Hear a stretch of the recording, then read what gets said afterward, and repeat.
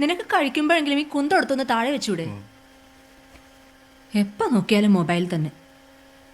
അമ്മേ, കുറച്ച് വെള്ളം.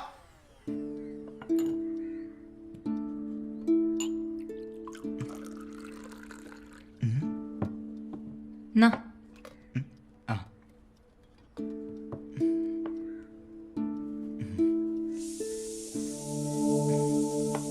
ആ, നീ വന്നോ? കഴിക്കാൻ എടുക്കട്ടെ? ഇപ്പൊ വേണ്ടമ്മേ, എനിക്കൊന്ന് കുളിക്കണം.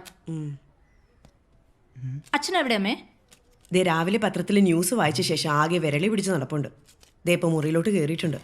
എങ്ങോട്ടാ പോവാനാന്ന് തോന്നുന്നു. ആ, ദേ വന്നല്ലോ. കഴിക്കാൻ എടുക്കട്ടെ? എന്ത് പറ്റി അച്ഛാ? ഒരു മൂഡ് ഓഫ്? ഒന്നുമില്ല മോളെ, അത് വെറുതെ. അത് നമ്മുടെ ബാർ ലൈസൻസുമായി ബന്ധപ്പെട്ട ഒരു പ്രശ്നമാണ്. 2 ദിവസം മുമ്പ് ജയേഷനോട് സംസാരിച്ചിരുന്ന. പക്ഷെ ഇന്ന് നോക്കിപ്പോൾ എല്ലാ പത്രത്തിലും അതിൻ്റെ ഡീറ്റെയിൽസ് എല്ലാം ഉണ്ട്. ഓ, അപ്പൊ ഇനി അയാൾക്കും കാശ് കൊടുക്കണമായിരിക്കും. ഓ അതല്ലടി, പുതിയ ലൈസൻസിന് ഹൈവേയിൽ നിന്ന് നിശ്ചിത ദൂരമുള്ള ബാറുകളെ പരിഗണിക്കുന്നുള്ളൂ. അയ്യോ, അപ്പൊ ഇനി എന്റെ സ്വർണ്ണമൊക്കെ? നിന്റെ സ്വർണം ഇവിടെ കടം മേടിച്ചോട് എന്താ പറയുന്നത് ജോഡി നടക്കുവാ ഞാൻ. അത് 1 2 അല്ലല്ലോ. ഹലോ, അതെ, നമ്മൾ പറഞ്ഞ സമയമൊക്കെ എപ്പോഴേ കഴിഞ്ഞു. ഞാൻ തന്നോട് കുറച്ച് മനസാക്ഷി കാണിച്ചു. താൻ ബാർ ഇന്ന് തുറക്കും നാളെ തുറക്കും എന്ന് പറഞ്ഞ് കുറെ നാളെ എന്നിട്ട് വലിപ്പിക്കുന്നു. തനിക്ക് ഞാൻ 2 ദിവസം കൂടി സമയം തരാം. എന്റെ കാശ് എനിക്ക് ഉടനെ കിട്ടണം, മനസ്സിലായോ? നീ ഈ സമയത്ത് തന്നെ എന്റെ കാശ് വയ്ക്കാൻ എനിക്ക് പ്രത്യേക സമയം വേണം.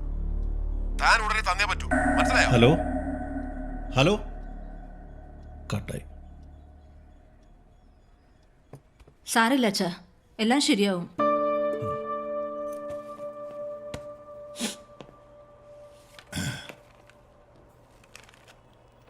ഇതിപ്പോ നമ്മളാരുടെയും കുറ്റം കൊണ്ട് സംഭവിച്ചതല്ലല്ലോ.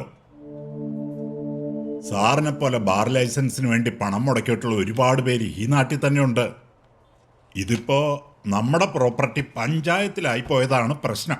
ഭാവിയിൽ ഈ നിയമത്തിൽ എന്തെങ്കിലും മാറ്റം വരുത്തുകയാണെങ്കിൽ തന്നെ കോർപ്പറേഷൻ അതിർത്തിയിലും മുനിസിപ്പാലിറ്റിയിലും ഉള്ളവർക്കേ ഗുണമുണ്ടാവും. അപ്പം നമ്മൾ മുടക്കിയതൊക്കെ വെള്ളത്തിലെന്നാണോ താ പറയുന്നത്?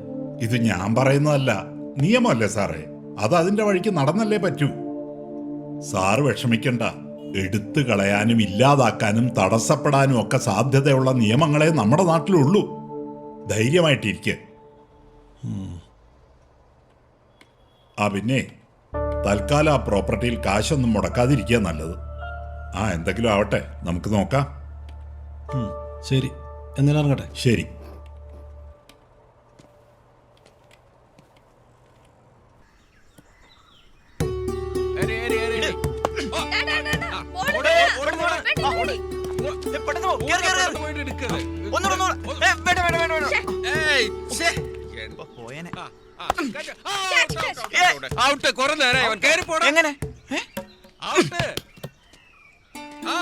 ഇങ്ങനെയാണ് ഞാനല്ലേ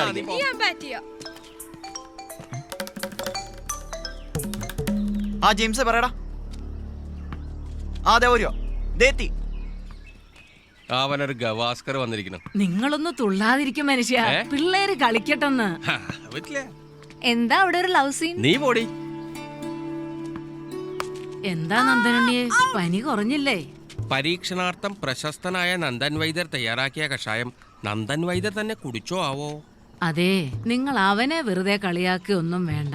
നിങ്ങൾ ഇപ്പോഴും പയർമണി പോലെ ഇരിക്കുന്നതേ എന്റെ അച്ഛന്റെ കഷായക്കൂട്ട് കൊണ്ട് തന്നെയാ. ഗോവിന്ദമ്മയുടെ മഹാത്മൊന്നും വിസ്തരിക്കണ്ട. അങ്ങേര് തന്ന എണ്ണ തേച്ചിട്ട് എന്റെ തല ഇതേപോലെ ആയത്. അതെന്റെ അച്ഛൻ തന്നെ എണ്ണ തേച്ചിട്ടൊന്നും അല്ല ഇങ്ങനെ. നിങ്ങളുടെ അമ്മ ഉരുളി കമത്തിയിട്ടാ നിങ്ങളുണ്ടായേ, അതാ തല ഇങ്ങനെ ഇരിക്കുന്നേ. എന്താ വലിയച്ഛ, പനി മാറിയോ? നീ നോക്കിക്കോ, ഞാനൊരു പുതിയ കൂട്ട് കൂട്ടിയിട്ടുണ്ട്. ഇത് കൊറേ കേട്ടതാ.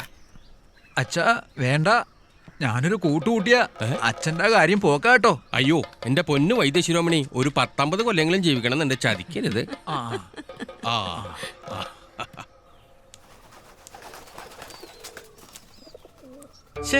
ഇവന് എവിടെ പോയി കിടക്കുവാ? ആ ദേവനെത്തി. എന്താടാ? എന്താ ഒന്നും നടന്നില്ല. നാണോ ഇല്ലല്ലോടാ, കുഴിയിൽ കാലിട്ടിരിക്കുന്ന ഒരു തലയിടത്തുനിന്ന് കുറച്ച് പൈസ അടിച്ചു മാറ്റാൻ പറ്റിയില്ലെങ്കിൽ? ദേ ഓറാക്കണ്ട, നിർത്ത്. ഇനിയിപ്പോ എന്ത് ചെയ്യും? എടാ, നമ്മള് പറഞ്ഞിട്ട് അവര് സാധനം കൊണ്ടുവരുന്നേ, അത് നല്ല 1ാം തരം ഇടുക്കി ഗോൾഡ്. മോനെ, നമ്മൾ പൈസ കൊടുത്തില്ലെങ്കിൽ അവര് നമ്മളെ പൊരിക്കും. ആ എടാ ഇതിപ്പോ നിങ്ങൾ എല്ലാരും പറഞ്ഞിട്ട് ഞാൻ ഒന്ന് ടേസ്റ്റ് ചെയ്യാൻ തന്നെ വിചാരിച്ചു. ഇതിപ്പോ എന്റെ മാത്രം ആവശ്യമല്ല. അപ്പൊ കാശ് ഇടുമ്പോഴും നിങ്ങൾ എല്ലാരും കൂടെ ഷെയർ ചെയ്യണം. എന്താ ശരിയല്ലേ? ഓ, ഒരു വലിയ ബാർ മുതലാളുടെ മോൻ. നിനക്കിത് പറയാൻ നാണില്ലല്ലോടാ. നിർത്ത് തർക്കിക്കണ്ട. ഞാൻ അവന്മാരോട് വിളിച്ച് സാധനം നാളെ കൊണ്ടുവരാൻ പറയാം. അപ്പോഴത്തേക്ക് എല്ലാവരും ഷെയർ കൊണ്ടുവന്നാ മതി. ആ.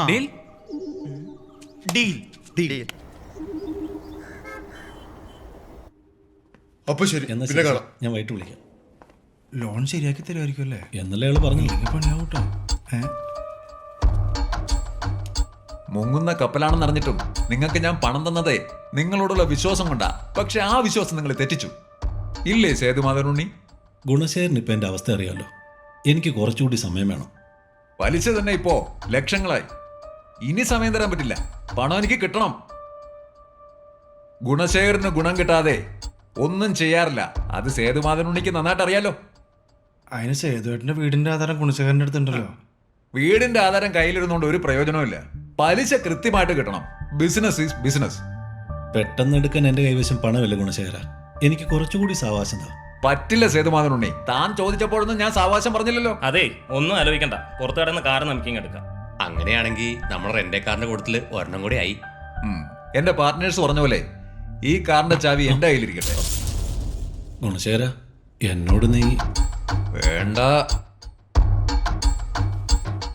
സേതുവേട്ടനോട് ഞാൻ അന്നേ പറഞ്ഞല്ലേ ഗുണശേഖരനായിട്ട് ഇടപാടൊന്നും വേണ്ടെന്ന്. എന്നിട്ടിപ്പോ എന്തായി? ഉണ്ടായിരുന്ന കാറും പോയി. അർത്ഥ കൈക്ക് ഉപ്പ് വെക്കാത്തവനാ ഗുണശേഖരൻ. എനിക്കറിയാം ശശി.